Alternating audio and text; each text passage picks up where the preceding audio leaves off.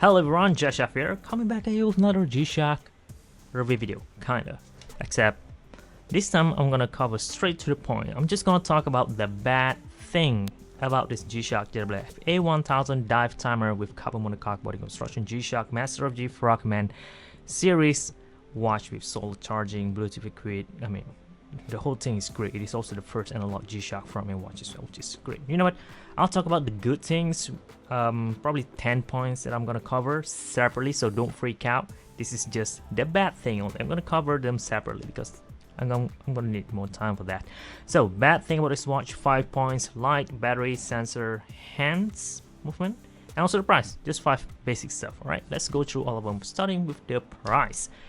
At first, when this thing was announced, the retail price goes for 99,000 Japanese yen, closing to $1,000. Alright, but if you check from tax-free shop from Japan, I'm talking about Japan here, okay?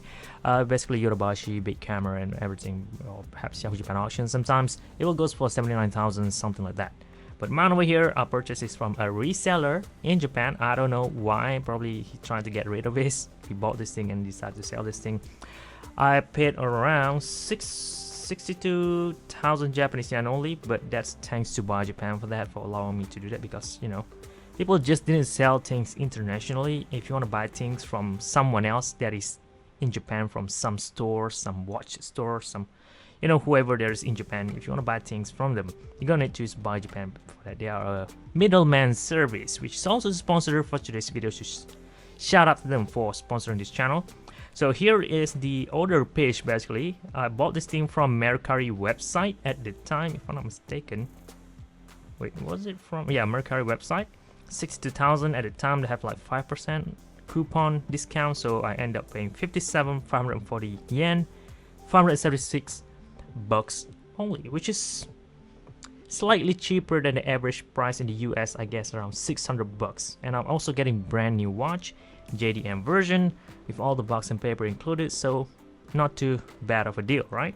And last time I checked, today, if you want to buy this thing, oh, by the way guys, this thing was bought, remember, 17th of December 2020, almost half a year now. So today, the price of this thing still remains the same, which is a huge surprise. I expect this thing going to drop in price because people hate this thing. Not a lot of popularity was gained by releasing this. Apparently, the price is still stable, so really good, apparently. Very, very good. You could buy this thing in used condition around 550 bucks, so you know what? Good deal in my opinion, regardless. So anyway, that's just the price, which is bad or good depending on how you view it. For me personally, it is okay, not bad, not good, it is just okay. But I still have to talk about this because some people find it to be, you know, not worth it, even though it is totally worth it, which I'll cover in the good part about this watch on my next video. Alright, let's talk about the second point, being the light function. So the hands in here could glow in the dark, and the loom could glow, I mean the indices could glow in the dark as well, which is very gorgeous, by the way. Plus you also have an LED backlighting which glows between the 5 and 6 o'clock positions. Have smooth glow on there, fade in, fade out effects, which is very, very gorgeous in my opinion.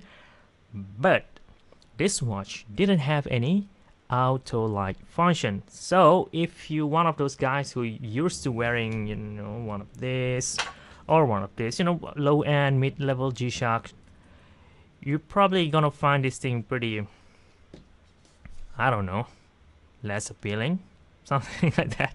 Because for the price, you're not getting auto light function, which is, I don't know why they do that. But since I'm a big fan of Gravity Master G-Shock watch, say one of this, I'm kind of used to it actually. I'm okay with not having auto light function. This guy, remember, this guy cost me 120,000 Japanese yen, like 200 bucks more than a Frogman G-Shock watch, and it has less function than one of this. If you're one of those guys who work at night, you know, you're gonna need to use that auto light function all the time, probably don't get the watch for that kind of uses. So just so you know. Then we're gonna talk about the battery aspect, which I also, you know, probably that's the reason why they didn't add auto light, because according to their website, Casey's website, which I'm gonna add over here, the battery on this thing could last for only 5 months after a single full charge, and if you don't charge it up afterwards, 5 months only, which is not that good for a G-Shock watch. Not that good at all. So I guess, yeah, for the amount of price, 5 months. But then again, it has solar charging, so that makes it okay. I've been hold on to this for like almost half a year, 6 months time, and it's still working. And that's because I keep wearing this sometimes, not all the time, but sometimes, you know, at daytime. So probably that charge it up and, you know, make it last longer. But yeah, just so you know, the battery could only last like for 5 months, only according to them. But if you store this in the box, you know, you enter power saving mode, the battery could goes for 30 months. So you got that cover as well for long term, I don't know, collection, something like that. That brings us to the fourth point, which I'm going to talk about here, being this sensor. Unlike the previous release, the GWF-A1000, a digital version of the same frogman that has triple sensor built inside of it, this guy didn't have that, and people don't like Casio for doing so. I guess the reason why they didn't add sensor because of the battery aspect that I talked about just now. Like 5 months, if they add sensor in here, I don't know, triple sensor, that's probably gonna drain to only like 1 month, which is, yeah, you don't want that on a master of gshock. That would make this unreliable, and yep, nobody gonna buy this thing. It is not reliable, right? I mean, the reason why we buy G-Shock because it is reliable. So there's that as well. I guess that's really why this watch didn't have any sensor built inside of it. Yeah, imagine that for $700, master of G-Shock, no sensor. Go figure.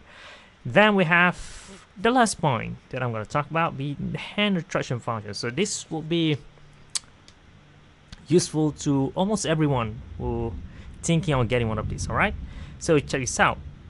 If you go to, let's see, home time right now, all right, and let's say the hand right now is blocking this view. This is the day display of the week, right?